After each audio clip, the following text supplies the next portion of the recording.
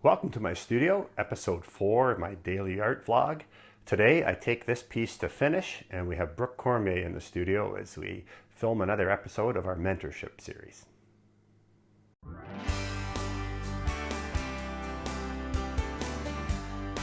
So yesterday I stopped at this stage of the painting, and I'm really glad that I did. As I mentioned yesterday, these reflections are not something that I kind of do a lot of. So I'm really happy with how it's going, and it's almost done, but I know this is also a really dangerous time in the painting process because it's when you can kind of get in there too much and screw it up. And also I was feeling pretty exhausted last night, and I had a lot of editing to do. So I always like to stop if I'm not sure where I'm going, and then just kind of sleep on it, and then I can look at the painting during the evening as well. And what I realize now is this doesn't need very much. This looks almost finished from far away, and probably in the camera right now, but when I look up close I can see that there's still a lot of the red of the canvas peeking through. So I'm going to go back in now. We'll put it on time lapse, but I'm going to paint very slowly here. Early on, up until now, I've painted very, very quickly. And usually, well, the main thing is to paint accurately, so the right stroke in the right place at the right time. But generally, if I paint faster, it has a fresher, looser look, which I really like.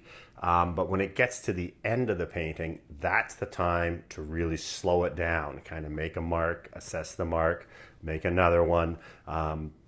You don't want to go in and make 10 strokes and then try to decide if that was a good idea, because one stroke I can correct. If I make 10 strokes and they were all wrong or hurt the painting, now I can't go back to where it was.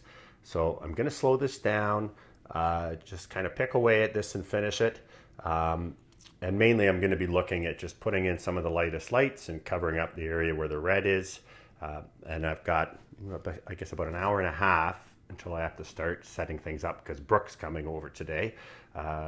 Those of you who are familiar with my channel, you may know I have this whole series that we've been doing with Brooke Cormier. She's a young artist who I'm mentoring as she pursues her professional art career. So yeah, we'll talk with Brooke a little bit later on, but now let's go to the time lapse and let's see if I can finish this.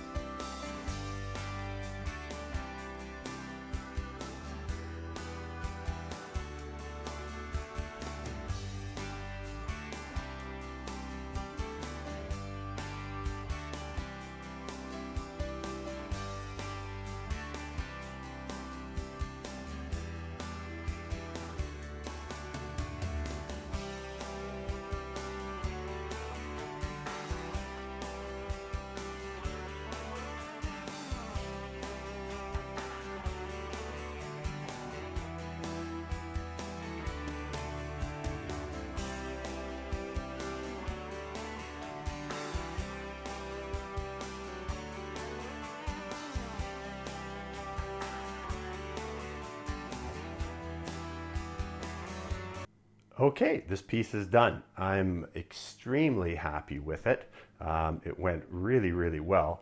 And you might have been able to see at the end, I was kind of picking away and I was going back over areas, and usually that's a good time, the good sign to be thinking about stopping when you're going back and reworking areas.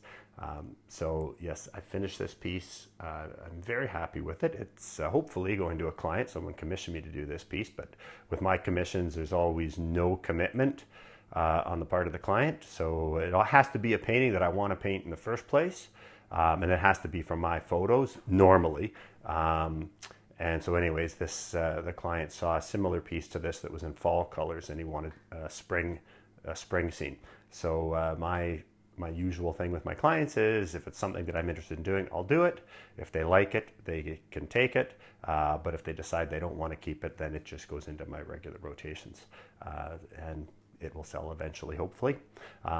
So yeah, that's this one done. I have to now start setting up the kitchen for our full studio because Brooke's coming in.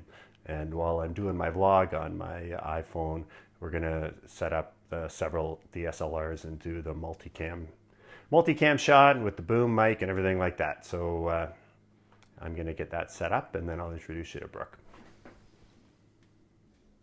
Well, welcome back. Brooke's here now. We're about to start shooting another episode in the Mentorship Series. So I'm just going to introduce you to Brooke. I'll turn the camera down. There she is. And I'm just going to take the camera off the tripod too. And let's take a look at the setup that we have. Now I'm just going to turn the camera off so that I can switch it away from. Okay, so we're shooting with two DSLRs. Shooting 1080p video HD. We have a boom mic overhead, and that's recording onto a Handycam recorder. And we've got a video light that I'm going to turn on now. And you can see Brooke's brought a little collection of paintings she's done of food that we'll talk about in a sec. And we have a couple of her other pieces here as well.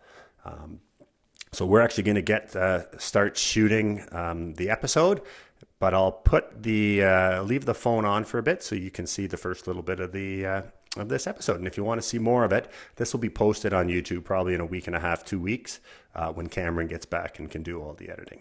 So let's start our episode. Just set it there. Yeah. Face it back towards us.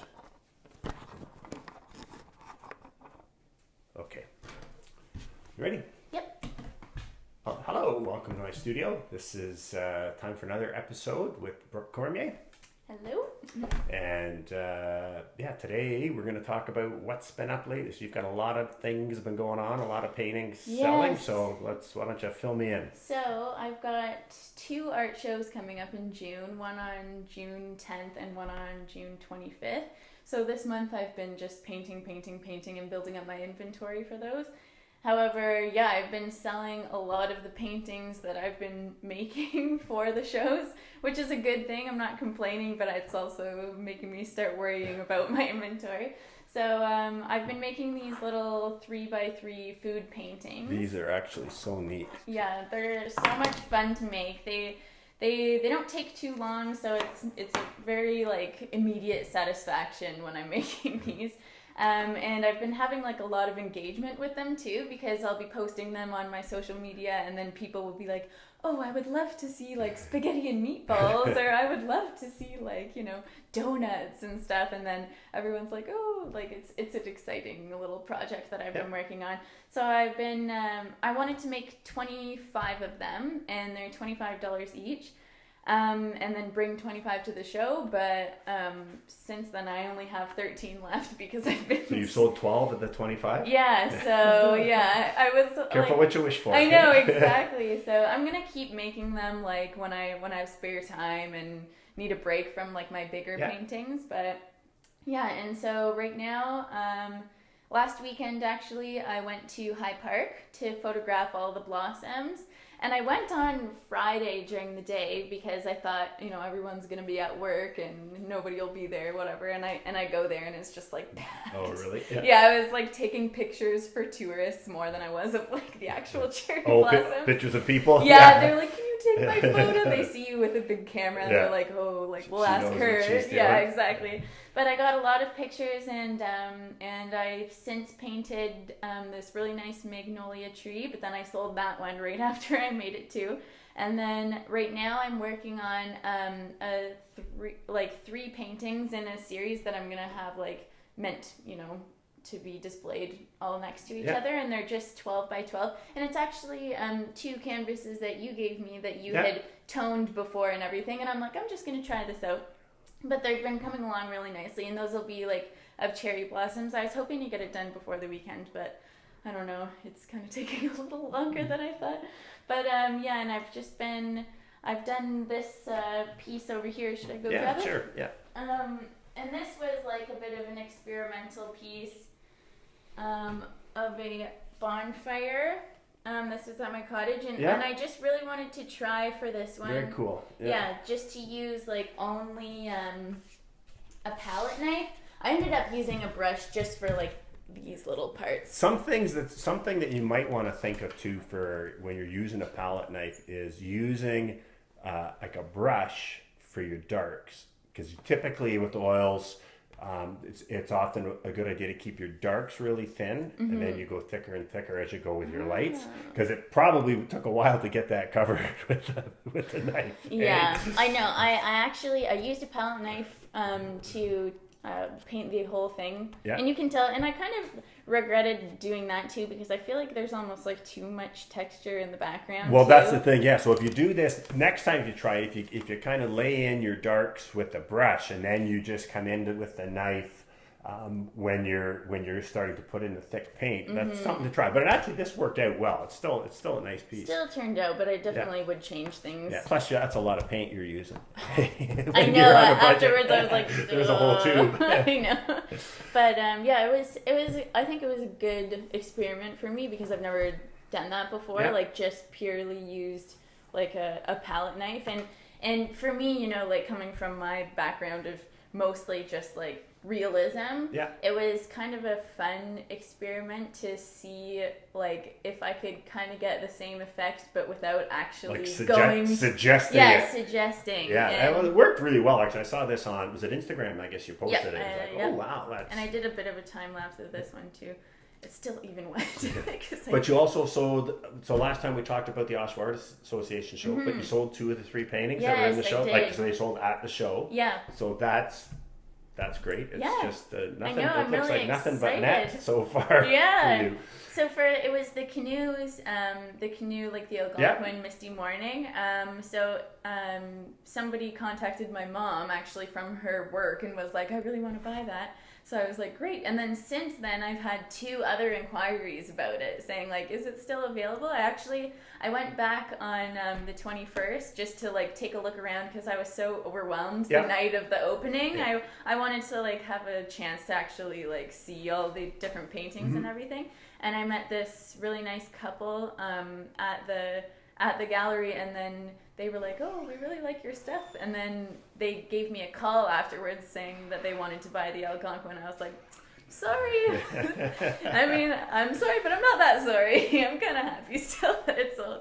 But and then I sold this Daisy's one. Should I grab that one too? Yeah, sure. Do you know who's got it? And that was sold through at the gallery too, or was it someone contacted you? No, actually, it was... That's still, I think, to date, probably one of the best pieces you've done. And I think that I'm definitely going to do some more of this theme but it's kind of funny, because you don't find your voice finds you. You just have to be looking for it and open to everything. Yeah. Okay, I'm going to reset the cameras now, just because they're probably going to go off. Okay. And for those of you on my vlog, we won't have covered the whole thing. But anyways, I'm going to shut off the phone now. So if you want to see the entire episode of Brooke and I, then it'll be on the channel, but probably in a week and a half, once Cameron gets back and he can edit the video for me. So. Okay, well, that's it for episode 4 of my vlog. So 4 days in a row, 361 to go. I hope you've enjoyed this. And if you have, I'd appreciate it if you can give me the thumbs up and like it. If you like these, please subscribe, share it with your friends. And again, I welcome your comments. Just wanted to mention, just before I go though, really encourage you to check out Brooke's Instagram and her website. As you can tell from the little thing, she's having an amazing kind of start to her professional career, as she's kind of selling stuff almost as fast as she can paint it. But the one thing to keep in mind is she's really, really good. Quality of work is the absolute variable. I get a lot of people asking me how they can sell more paintings or how they can sell paintings.